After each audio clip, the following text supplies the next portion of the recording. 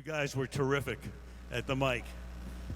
Just a couple of more things we should talk about. Gordy, I know you mentioned, and we talked about this on the phone the other day, your first Olympics, Sarajevo, and then Yugoslavia before it broke up in 1984. You're a guest of ABC. You're on that client's trip, which is really the best way to go. What was it that made you think about the Olympics in the way you do now and the way you thought at that point? What was the impetus? You know, it started at that Olympics and then built in the 16 Olympics that I've been to subsequently. But it's really three things. First of all, I love sport. And the Olympics is the greatest sporting event on earth. You know, Harry mentioned the Miracle on Ice. To be there and watch that last 10 minutes of trying to hold on to a 4-3 lead against the invincible Big Red Machine, and then you counting it down with "Do you believe in miracles?" I could spend an hour talking about moments like that in the Olympics that all of us cherish when we think about great moments in sports. The second thing is I'm a patriot at heart. So when someone like my good friend John Neighbors stands on top of the Olympic podium and he puts his hand over his heart and they start playing the national anthem, I still tear up. And I know the pain, the persistence, the hard work that went in to him being at the top of that podium. And when he's there, he's representing my team, my country, my values, my way of life. So sport, patriotism, and then the third thing is Olympism. Really the key that makes the Olympics different is that. And if you'll indulge me, I just got one story to tell, and then I'll shut up. In 1932, a very young 22-year-old named Jesse Owens goes to the Berlin Olympics. And he is competing there under the watchful eye of Adolf Hitler, who has this twisted, evil idea of the superiority of the Aryan race. He's in the long jump, and he's faulted the 2 times. He's got one left. And this tall, blue-eyed, blonde-haired German, Lutz Long, comes up to him, and he says, "Jesse, you're the best in the world. Just set your jump behind the plate, and you'll easily qualify." He did. The next day, Jesse wins the gold. Lutz wins the silver. They become friends. Actually, when the event was over, he was the first guy to congratulate Jesse, and he walked arm in arm with him around the stadium under the glare of Adolf Hitler. They stayed in touch, and in 1943, he got a letter from Lutz from Sicily, where Lutz was in the German army. And Lutz said, "I don't think I'm going to come home. If I don't, will you please look up my son and tell him what kind of man I was, and tell him what 2 men can be like on this earth." 2 weeks later, he was killed. 2 decades later, Jesse Owens goes to Germany and stands up at Karl's wedding, a black sharecropper at the wedding of a blonde-haired, blue-eyed German. That's Pierre de Coubertin's dream. That's the power of sport to transform the world on race, gender, and nationality. And that's why I love the Olympics, and I love all of the sports, but Olympics is special. Anita, you've seen just about everything. I mean, you win the bronze in 76. Before that, of course, you had the massacre in Munich. We want to forget about the 72 Olympics, but then we go to 80, and you're probably going to win a gold medal, but you don't have the chance. Then we come here in 84, and they pay us back, or the Eastern Bloc does. You've seen the lows, the highs, all of the Olympics from the 70s, the 80s, the 90s, through right now. Where is this movement right now? It seems to be, you had 3 Asian Olympics in a row. They gave it, to Beijing in the winter, and to Pyeongchang, and to Tokyo, which is all fine and good, but it doesn't really help the American television audience. It's the other side of the world. But still, it's always good to move it around. So now we've got Paris, Cortina, and Los Angeles coming up. Where is the Olympic movement in your mind right now? On the upswing? Worldwide. We're everywhere. Everywhere a child aspires to be the best athlete she can be or he can be. And through Olympic solidarity, every National Olympic Committee, and there are 205, plus we have the a refugee team, which is the 206th National Olympic Committee. That's the National Olympic Committee is the group that can actually enter an athlete to compete, so they're very important. So we're all over the world, and Olympic solidarity supports athletes training and equipment and coaching. I think back to when I first started to watch the Olympics as a kid and as a young adult, and almost all of the emphasis, or the vast majority, was on men's sports. And then all of a sudden, the women began to, I think, make tremendous inroads. How do you look at it right now? We're not perfect, but every sport on the program has events for both women and men. It is a rule. No sport can come on the program because, after all, this is the way the world is. And why shouldn't the Olympic Games represent the world?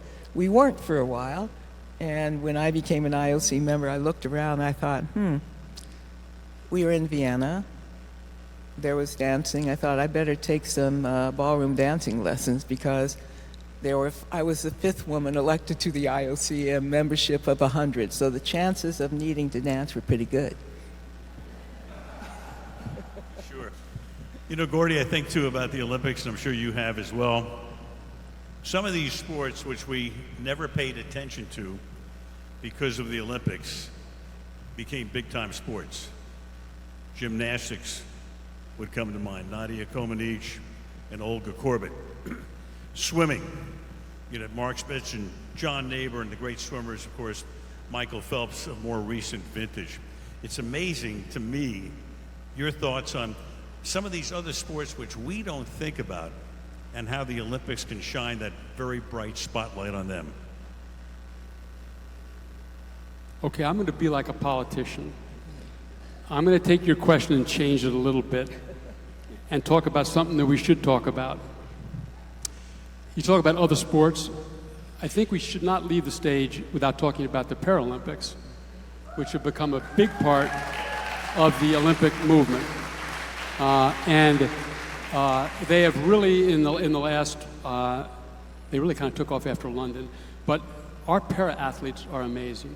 I went to a donor event a few years back at Jeff Yang, one of our great supporters and vice chairman of the U.S. Olympic and Paralympic Foundation, who's here tonight. And I sat down at the table, and I sat next to this woman who had a beautiful white pantsuit on, and I had not met her before.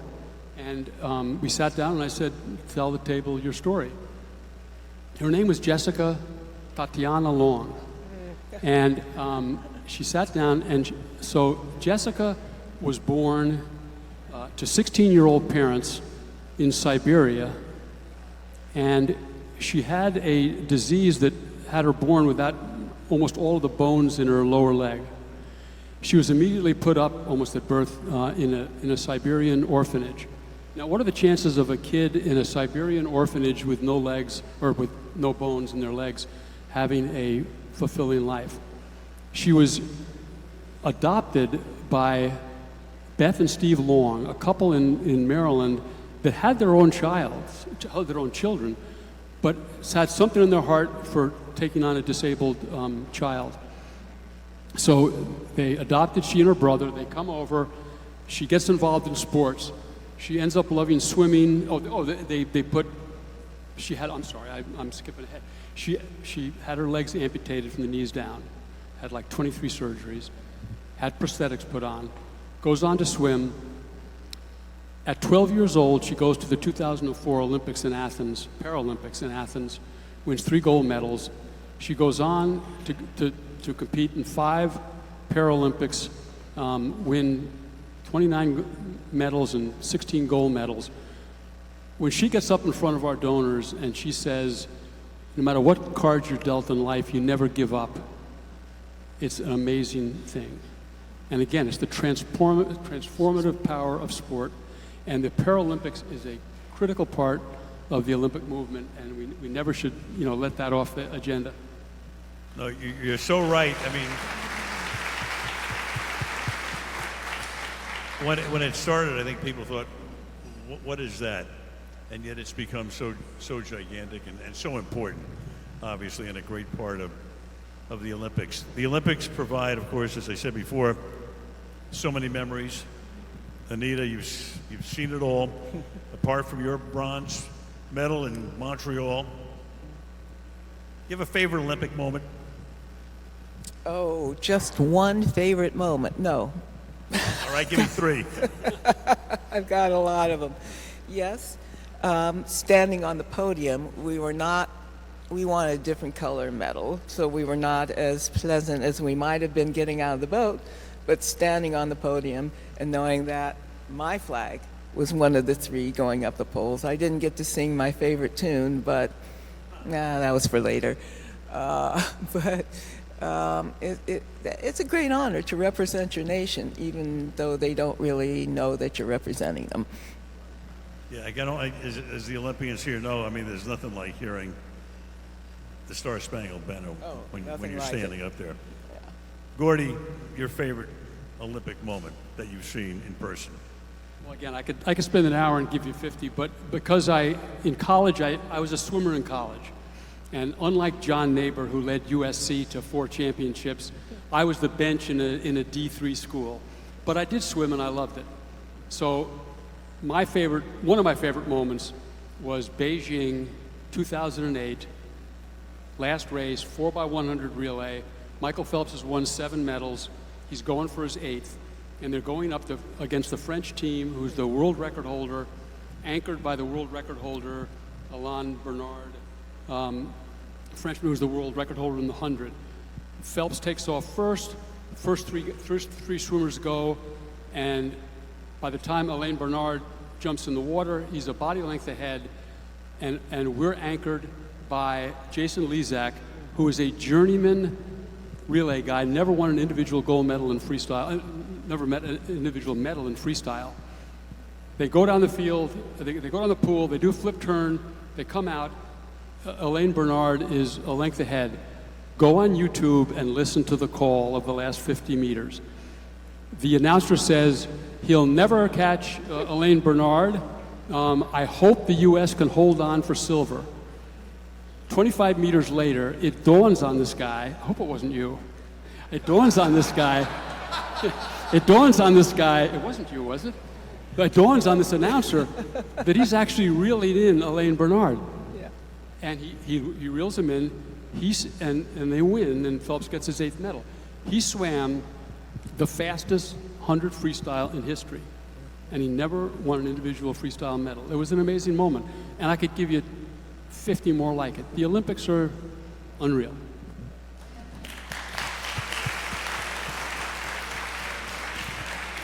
The announcer at the end should have said, "Do you believe in debacles?" Anita, finally, the Olympics coming to our city. And you were here in '84, obviously. Just what it means to you to have the Olympics come back to our turf. It's both thrilling and frightening. It's thrilling because I know we can do it. It's frightening because I know we can do it. So it's a lot of responsibility that we have. When I was working the village at USC, I said to the staff, hey, listen, these are 7,500 of your closest friends you've invited over for 2 weeks. Be nice. And we'll have to be nice to them. The frightening thing is the expectations are so high for LA.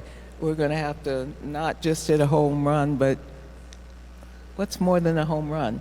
Whatever that is. Grand Slam. That's what we'll have to, okay, Grand Slam. We'll have to do more than we did in '84. In '84, we were kind of under the radar. No one knew what we were up to, so we had a bit more room to move. But we'll get it done. We have the venues, we have the people. If there ever were a place where the games should be always, if there's ever a place for the games to be forever, it's not ancient Greece, it's really too hot there, or Athens. It's right here in Southern California. We're always ready. Same for you, Gordy.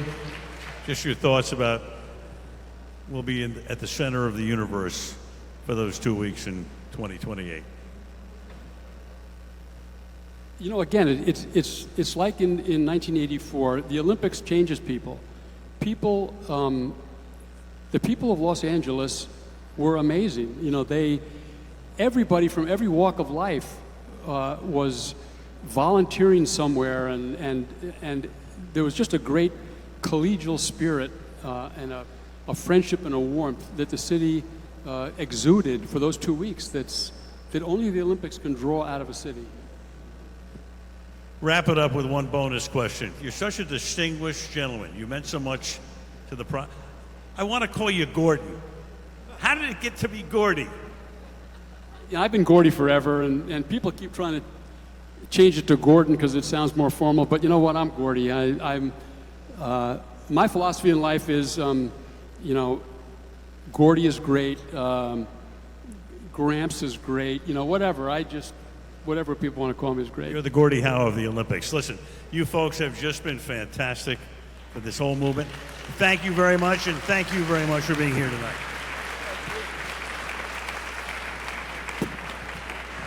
I'm going to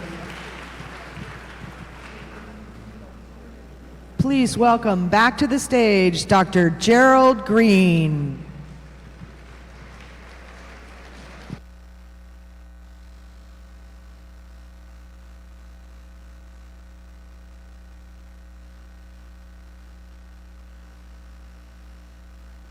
They didn't trust me with the other mic, so they gave me my own. And Rich and I are co-chairs. This is really just a chance for us to thank you one more time for everything that you've done tonight. If we can have a round of applause actually for our servers and the people that prepared the food for us tonight.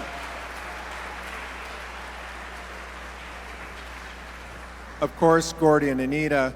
This has really been a dream in the sense that it brings so many organizations that so many of us care about together. Between the Olympics and the Olympic movement, the Pacific Council, we've got the California Community Foundation, a number of organizations that many of us are involved in, and just a big chance to say thank you. So a way to give back to all of you is that, as you know, you've got the sports memorabilia on your table. Under one of your seat cushions, you can now make noise, because if you're going to have to actually look under the seat cushion. One of you at each table will have this card, and that card gives you, if you want it, the sports memorabilia on the table. You get to take that home. Congratulations to the winner. Oh, my wife Alicia is taking one home. Woo! So, also at each of your table is the Olympic trivia book. In the spirit of the Olympic movement and in the spirit of the Pacific Council, please negotiate at your table and decide who should take that home with them. But overall, a chance to say thank you. We appreciate all you've done for us, and have a great evening. Thank you very much.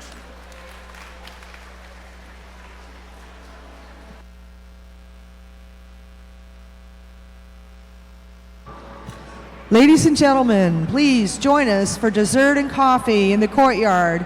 And may we have all the honorees and athletes come up to the front of the stage for a photo. Thank you so much.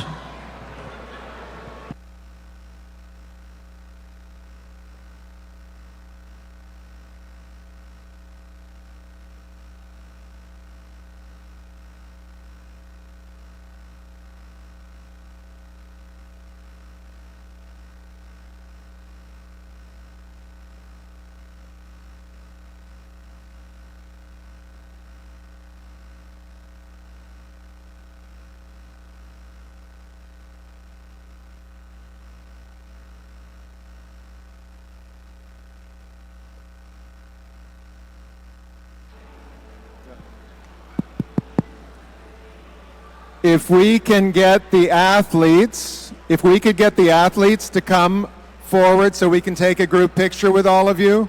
All of the athletes, please come to the front of the room so we can get a picture of you. That would be great. Thank you for joining. All the athletes, please come up to this area. We'll get a picture. Thank you all again.